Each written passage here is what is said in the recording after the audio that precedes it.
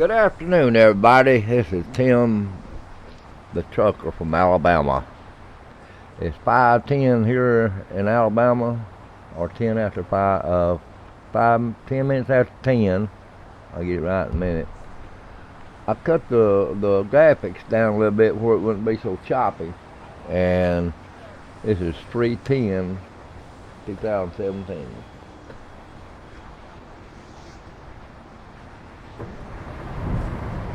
Let's see what we can get done here. I hope y'all had a good night. It's 10 minutes after 10 on Friday morning. Weather's clear. Here it's clear on the screen. Ain't no rain here. Oh, we got a 545-mile trip to make this morning. Hopefully we get a good view out of it. Because I cut some of the graphics down too. That might get a little bit better until I get my new card. I promise you it's going to be better when I get it.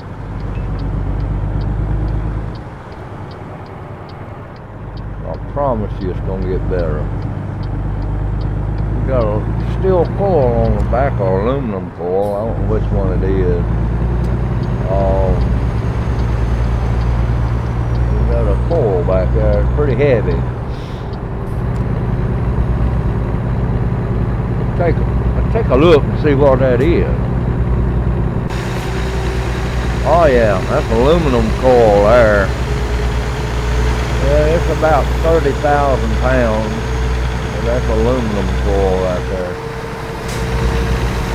That's pretty neat. I used to haul them in Little Rock a long time ago. We haul steel coil, we haul aluminum coil. We take the aluminum up to the aluminum coil plant up in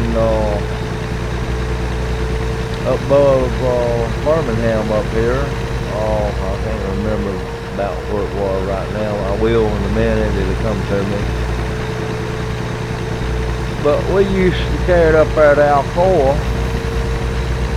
and we done a bunch of that back when I was trucking. And, we used to go to Decatur, Alabama, to state docks up there and pick up steel coils. And we had to build special things on the trailer to haul them steel coils, because if you didn't and you stopped, it would flatten your cab out. We had put 4 chains on one coil.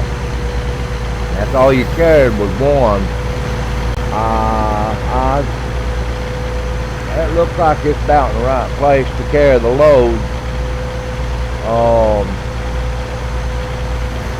At last, when we was still hauling them, we had a trailer fixed where it was deep set, and we put a lock on it where it couldn't come loose. Put a big band on it and put a lock on it, and where it would just be high enough where you get a forklift in there to get it off. It was pretty neat when we done that. I wasn't so much scared of it after we did that, but the boss man had them to fix, I think, with 5 trailers like that. You couldn't. Only way you'd have lost one of them was to turn the trailer over. And they did some of that in Birmingham down here too. Knock a hole in the bridge, and they had to repair it. We had to go around it for a while, but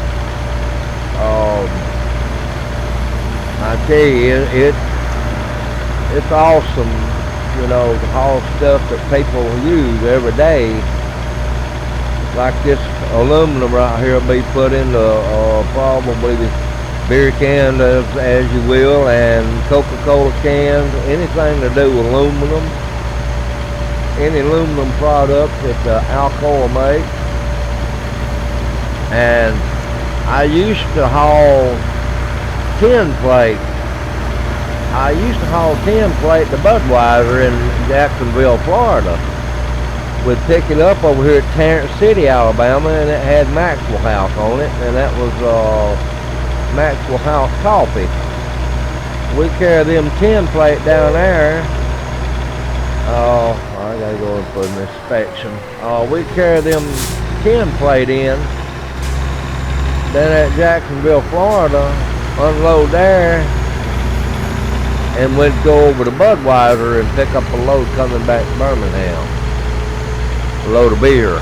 Sometimes it was case beer, sometimes it was keg beer. If it was keg beer, they put dry ice on it. If it was just regular case beer, it was alright. It wasn't going nowhere anyway. So my life's been pretty well fulfilled with just about everything we want to do out here on the road. I tell you, I've enjoyed my life as a trucker. Like I was saying the other night, my wife was with me for the last 2 or 3 years, and we had fun.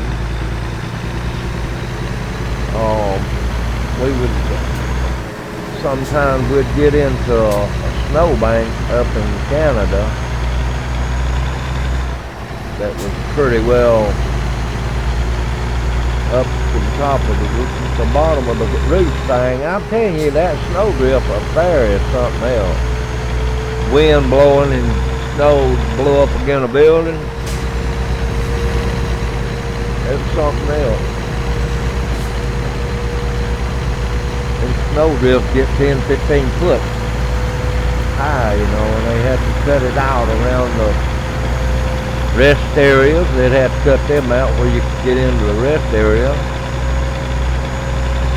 A lot of times you didn't get in there because it just snowed when you went to sleep or something, woke up, and you had snow on the ground. You couldn't get into the restroom. They had to come in there and cut the snow out where you could get out. That's how deep it was. I'm talking about a matter of hours, 5 or 6 hours, it would snow anywhere from 26 to 36 inches of snow. And it did all this one night. We went in bed about 11 o'clock that morning. We was wore out, and we were going to deliver up in Pittsburgh, Pennsylvania. And we sitting in a rest area, me and the wife was. About 5 o'clock that evening, I heard all kind of racket outside. What in the world was that? I looked out the windows, the curtain, and they was about a 36-inch snow on the ground in that little length of time. My word, I couldn't believe it snowed that much in that little length of time. About 6 hours. It snowed with 36 inches of snow, and don't think that ain't a lot. It is. You talking about big flakes for a complete 5 hours. It don't take long to put it down if you sit and watch it. But we had one night like that, and I was up in Chicago one night, Chicago, Illinois. I was sitting outside of Chicago, Illinois that night in a rest area when the dome collapsed. I know y'all remember when the dome collapsed in Chicago. Well, me and the wife were sitting outside of Chicago, and when the dome collapsed that night, or that evening, whenever it was, I can't remember now what that time of day it was. And I tell you, I've been there and done that, and when things have happened, we had a rain, a storm, blizzard. I got in a blizzard in Illinois one time on the interstate. I don't know if y'all remember this. I can't remember what year it was now. There was a 52 car pileup on the interstate in Illinois. There was a boat, a guy carrying a boat or pulling a boat, and it got sideways with him, and it hit a pickup truck, and they got sideways of the road, and cars and trucks and big trucks, all kinds of things started piling in there on top of them. Let me see, what did I do here? I'm talking and I just missed my turn. Hang on just a minute, let me see what the map says. I'll be right back. Let's see what my map says here. I know you can still hear me, but gee whiz, I done went way I'm gonna have to turn around right here, cause if I don't, I'll be running too much out of line here. I can turn right here. It ain't about 2 or 3 miles. But Superdome down here in Louisiana collapsed too. I was there when that happened. I'm telling you, I've seen things happen all over this great nation of ours, the country of the United States, you know. I've been out there when things have happened. Like I said, the 52 car pileup in Illinois that night. Boy, it was, I couldn't believe what I was seeing. Oh, come on, people. Anyway, I was far enough back, and I seen when he jackknifed. I got off the side of the road, and I seen him start hitting him. There was cars flying up in the air, pickup trucks flying up in the air, and I think there was a motorhome, a big truck jackknifed and started more. When they got it counted, there was 52 car pileup right there in front of my eyes, and that was a sight to behold, I tell you. It wasn't because, you know, of the wreck. It was just something that I had never seen before, you know. It wasn't awesome, nothing like that, because I'm sure people got hurt. It was just a sight to behold, you know. I've seen all kinds of things in my lifetime out there on the road.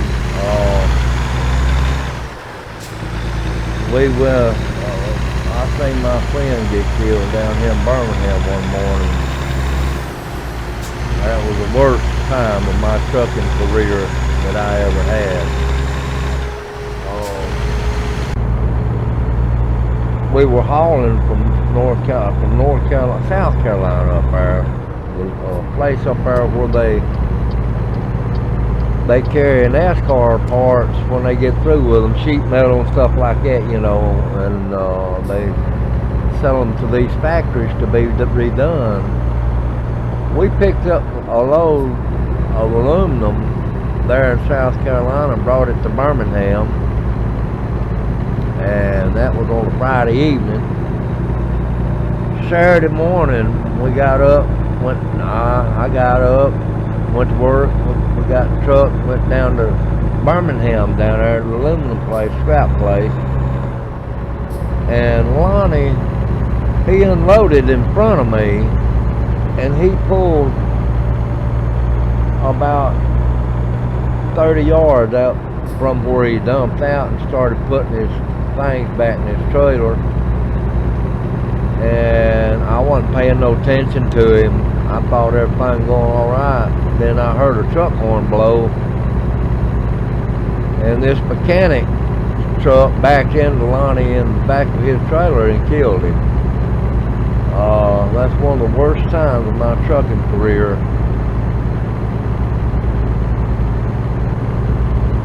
That was a bad time in my life. My friend got killed, you know.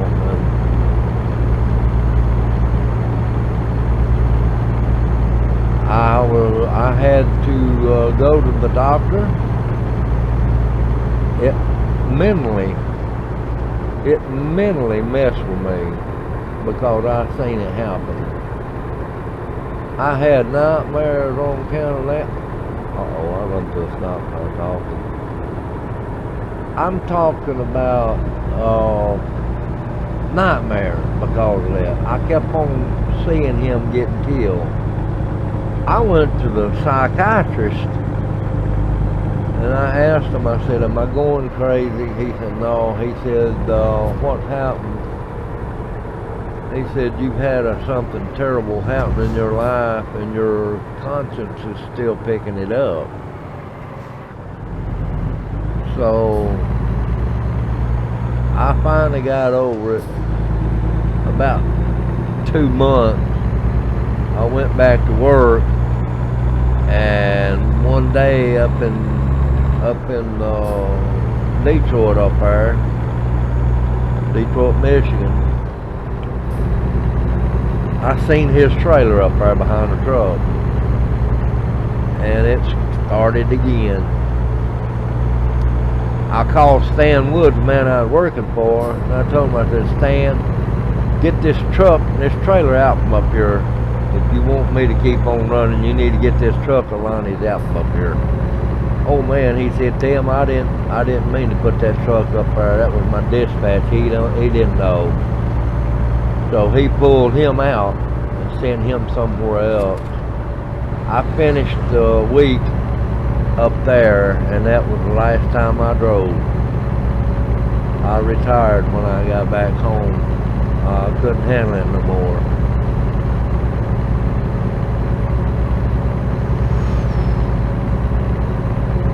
Like I said though, people, I've had things to happen to me out there that you wouldn't believe. I mean, we picked up a load in Arkansas and we carried it to Niagara Falls, New York, right there by the Niagara Falls. The best part of that run was me and the old lady got to walk out on the falls and walk around and see, and it was beautiful, people. I mean, that was beautiful. We were sitting parked at a truck stop to start with, and the old lady washed our clothes and got them ready to go, and then the guy that owned the truck stop right there in New York City, he said, oh buddy, he said, I advise you not to stay here all night long, you know. He said, cause it gets rough out here at night, and what I'm saying, if there's any way you can, you need to go on up there where you're going to unload. Well, we left, and then we went up there and I parked. They let us get inside the gate and park. And that's when we got out and went over there to Niagara Falls and looked at that. It's beautiful. That's that separates the United States from Canada, and it is beautiful. Let me tell you, all color lights, man, it is beautiful. Things like that goes on, you know. And I've seen a bunch of things out there in 33 and a half years I was out there trucking.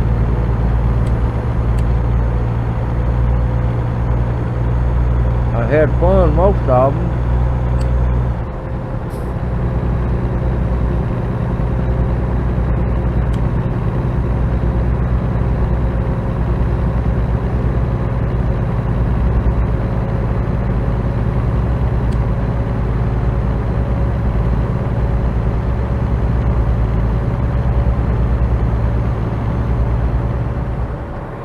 We had fun.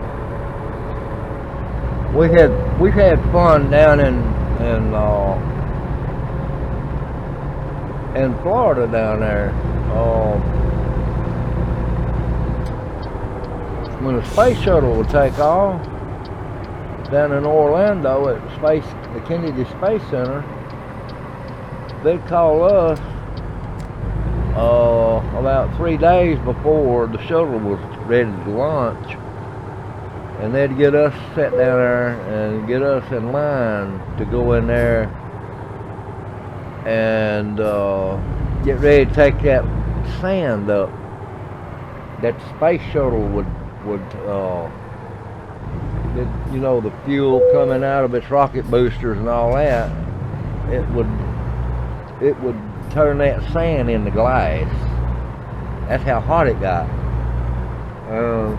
We had to load that up and carry it to Emil, Alabama.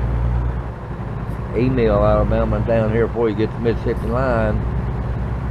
And it's a hazmat place. I have seen things in that place down there that you would not believe.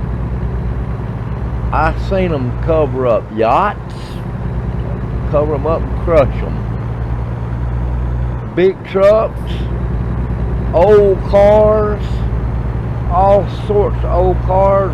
This guy had a big place that he kept old cars and his boat and his yacht and all that. And he kept stuff in there that was hazardous material. And it got into the metal and into the console or whatever, you know, the upholster and all in it. They would carry them down there at Emil and cover them up, crush them and cover them up. And they some things, man, it cost hundreds of thousands of dollars that I've seen them cover up, like in yachts. And then a perfect truck, a Peterbilt, Kenworth, I've seen them cover up trucks.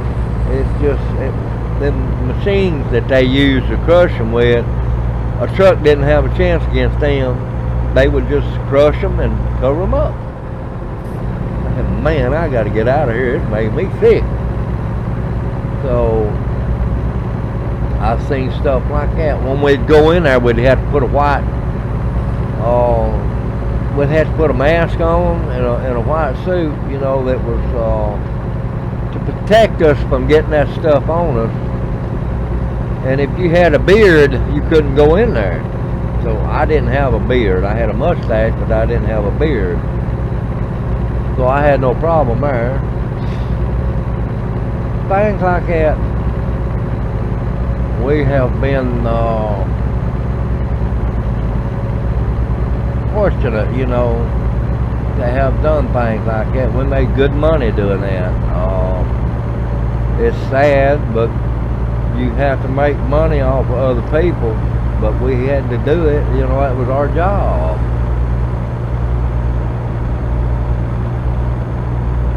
The government had already done what they were going to do, you know, and there wasn't nothing we could do. We had to just get rid of it. We loaded up here in Savannah, Georgia. Excuse me. They was a petting zoo up there. They've been there for 10, 15 years or whatever. And they closed it down, took the fence and all up. We had to go up there and take the remainders of the petting zoo, where they was walking around and all that, using the bathroom and everything. We had to take it up all the way to the dirt, good dirt. And we carried it 300 miles north of Quebec, Canada. That's up in the Adirondacks Mountain. I'm gonna tell y'all something. That was something else right there. We climbed that hill all night after we went out of Canada. And you'd go up a level off a little bit, go up another one, level off a level, do it all night long, go up that mountain. We got on top of the mountain that morning, and my wife said, boy, it's sure foggy up here. And I said, honey, you better take another look. That ain't fog. She looked and she said, my God, that's clouds. I said, it sure is. It was the clouds that was on the ground, about 10 foot off the ground. That's as high as I've ever been, but I knew I was going higher elevation that night because my ears were popping. We had to adjust to the elevation all night long. And that was something too. But like things like that, I've done. I've done just about everything there is to do in trucking.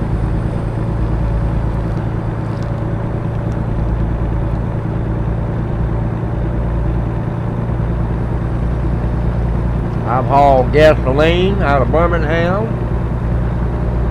to Mississippi, Florida, Georgia. I carried some to Tennessee. We'd hauled jet fuel from Birmingham, Alabama up to Huntsville Airport. That was the jet fuel that they used. We hauled it up there and put it in these huge tanks. When we get that deal, it'd take us 2 or 3 days to fill them up. So we'd haul tanker after tanker after tanker of load of jet fuel up there.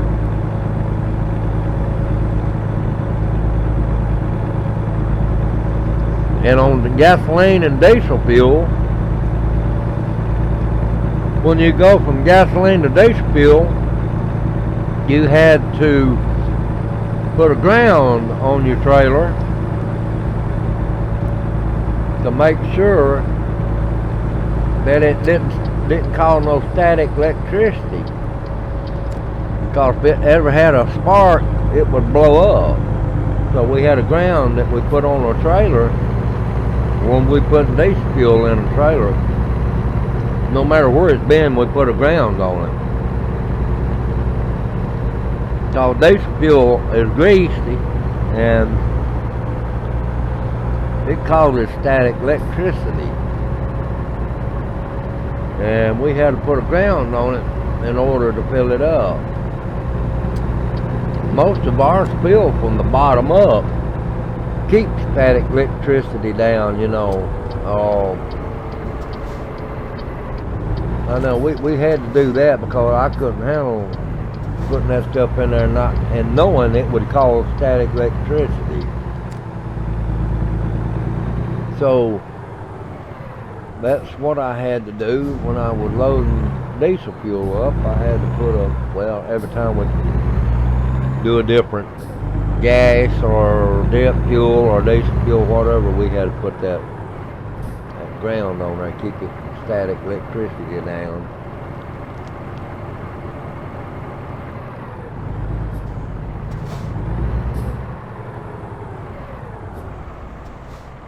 I believe I was talking here and I messed up. I went in here anyway. I think this is one I didn't pass up right here.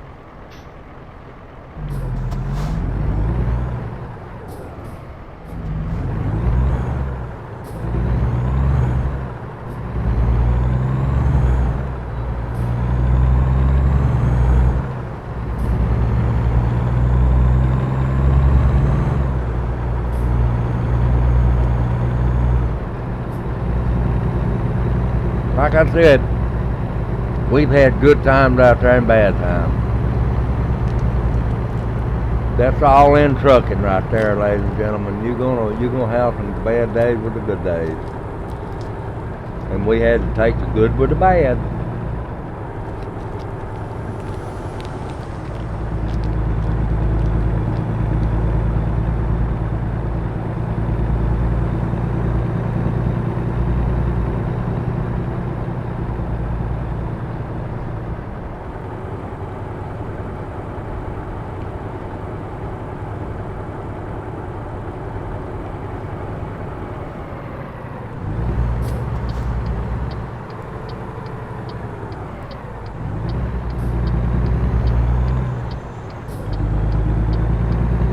Last night, Joe White and we done a Gentleman's Live podcast hour on here, driving the truck last night. I don't know if y'all got to see it. We had a pretty good time last night. We're talking to people. We had a pretty good time.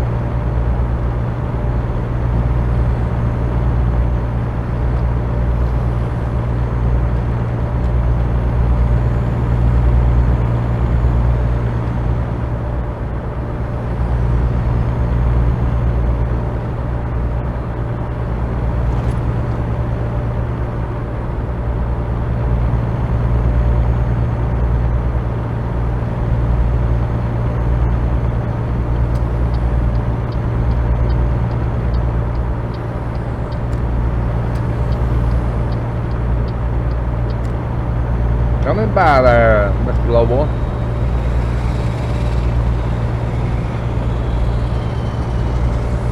Thank you, sir.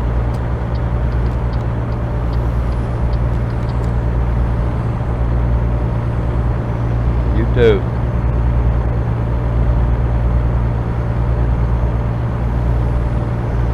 I just ate me a candy bar, Twix candy bar. That's the reason I've been quiet there a little bit. You get chewy.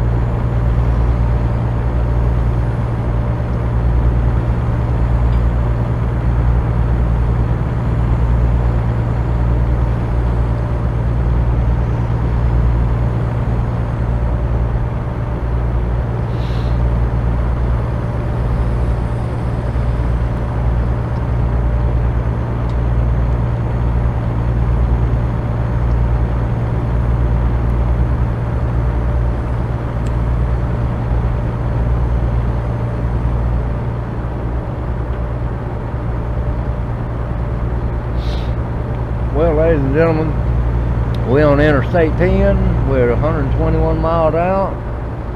It won't be long, we'll be there.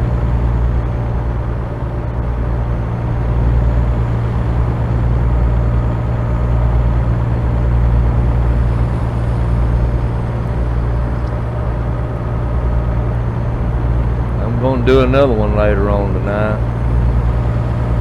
This here turned out right. I know the graphics are poor, but at least we're moving. I had to turn the graphics down to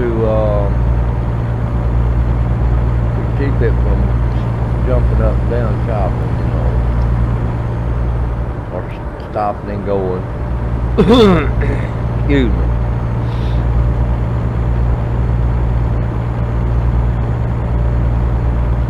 We are 105 miles out. And there, Mr. Police. Hello there, Mr. Police Officer. How you doing? Oh, good. You have a safe one too, bud.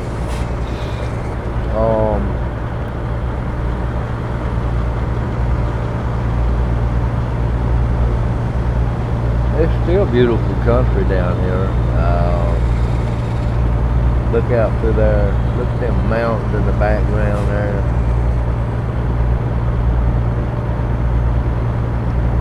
And if y'all enjoy my video, subscribe to my YouTube channel, and every time I come on, you'll be notified.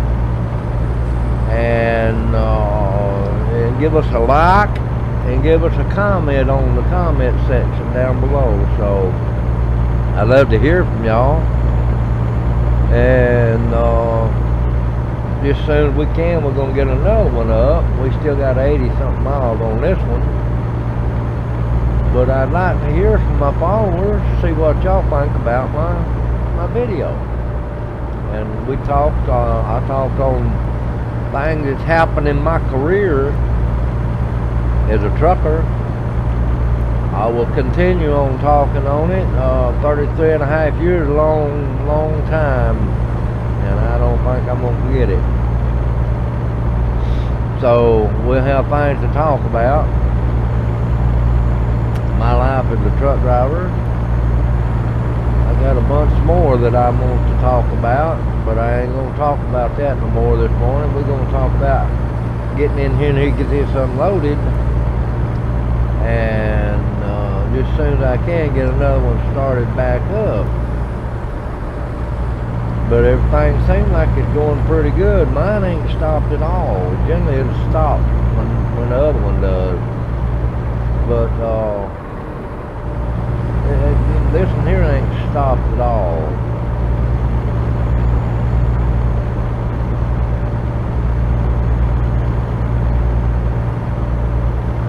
I don't know if this is going to Camp Verde or Noglis. Going to one of the two of them.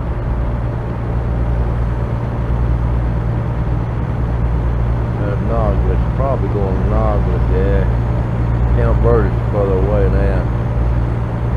So, looks like we're going to Noglis, Arizona.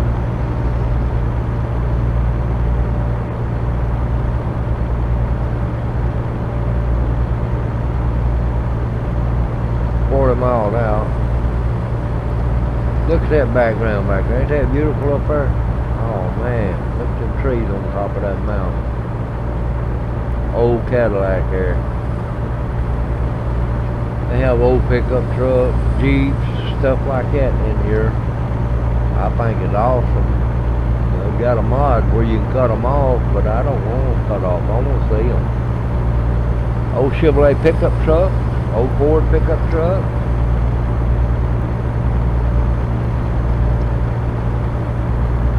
See them mostly around places like California, you know.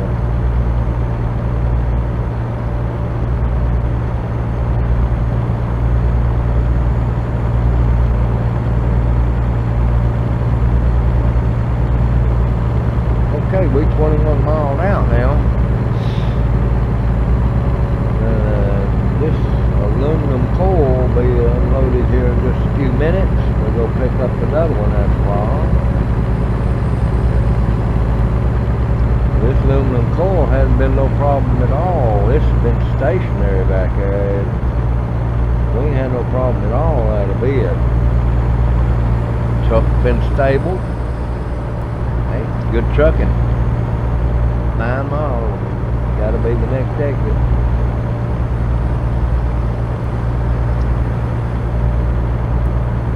Yep, there's unloaded.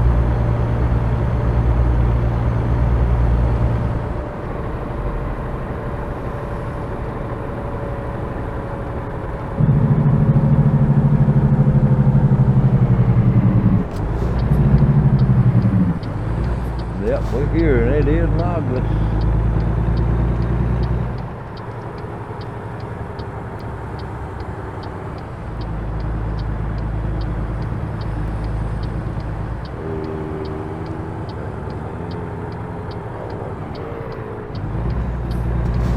I believe that Twix bar is a little bit too sweet. Working on my sugar. Feel it. Don't need to eat no sweets. I don't know why I do. Crazy, I reckon.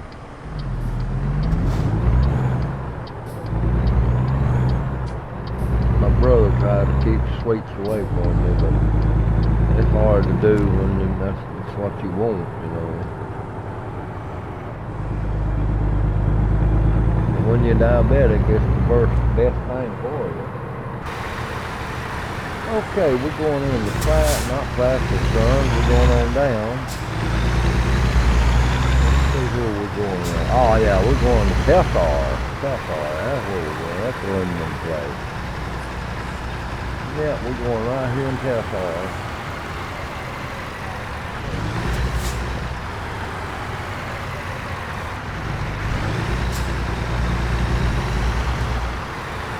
Now this here is aluminum, and they take steel coil too. Tessar is a car company.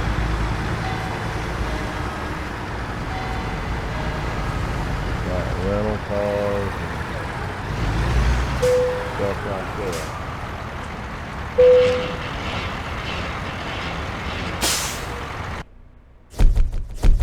Well, it looks like this one here is over with. Let me get out of here and get this thing stopped. I'll get it stopped here in just a second.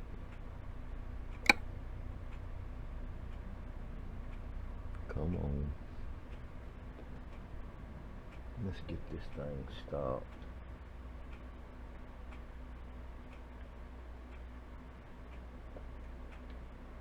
No. Okay, we'll catch y'all next time, ladies and gentlemen.